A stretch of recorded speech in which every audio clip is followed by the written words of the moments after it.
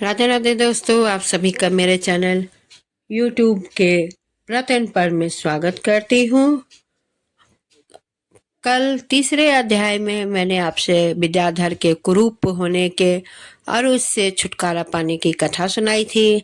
आज आगे की कथा यानी चौथा अध्याय स्टार्ट करती हूँ। मुझे आशा है कि आप सभी को मेरा वीडियो बहुत अच्छा लग रहा होगा।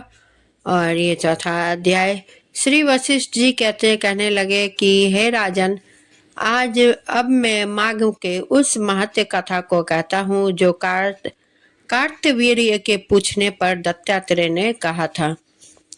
जिस समय साक्षात विष्णु के रूप श्री दत्तात्रेय सत्य पर्वत पर रहते थे, तब महिष्मति के राजा सहस्त्रार्जुन ने उनसे पूछा कि हे योगियों में श्रेष्ठ दत्तात्रेय जी, मैंने सब धर्म सुने, अब आप कृपा करके मुझे माघ मास का महत्व कथा कहिए।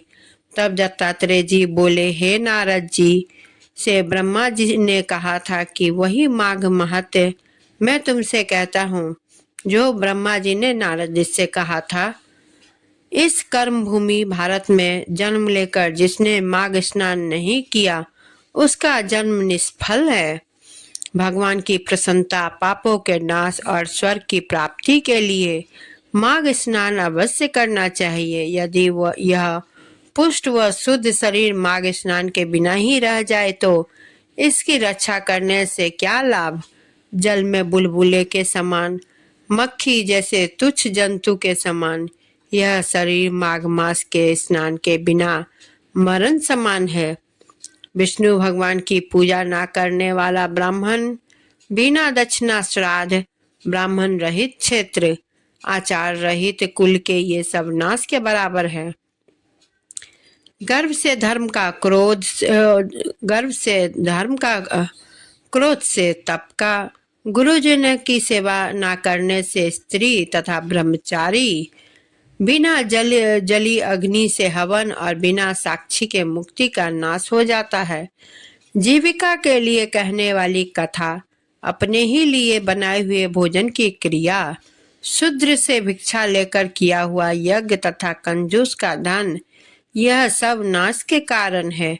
बिना अभ्यास और आलस्य वाली विद्या, असत्यवाणी, विरोध करने वाला राजा, जीविका के लिए तीर्थ यात्रा, जीविका के लिए व्रत, संदेह युक्त मंत्र का जप, व्यग्र चित्र होकर जप करना, वेद न जानने वालों को दान देना, संसार में नास्तिक मत ग्रहण करना, श्रद्धा बिना धार्मिक क्रिया, यह सब व्यर्थ है।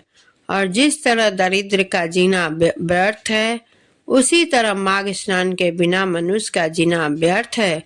ब्रह्मघाती, सोना चुराने वाला, मदिरा पीने वाला, गुरु पत्नी गामी और इन चारों की संगति करने वाला माघ स्नान से पवित्र होता है। जल कहता है कि सूर्योदय से पहले जो मुझसे स्नान करता है, मैं उसके बड़े से बड़े पाप को भी नष्ट करता हूँ। महापातक भी स्नान करने से भस्म हो जाता है। माघ मास के स्नान का जब समय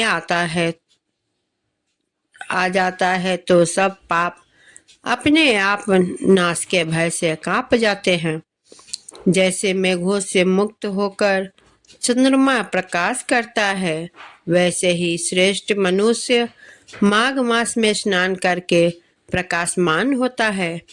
काया वाचा मनसा से किए हुए छोटे या बड़े, नए या पुराने, सभी पाप स्नान से नष्ट हो जाते हैं।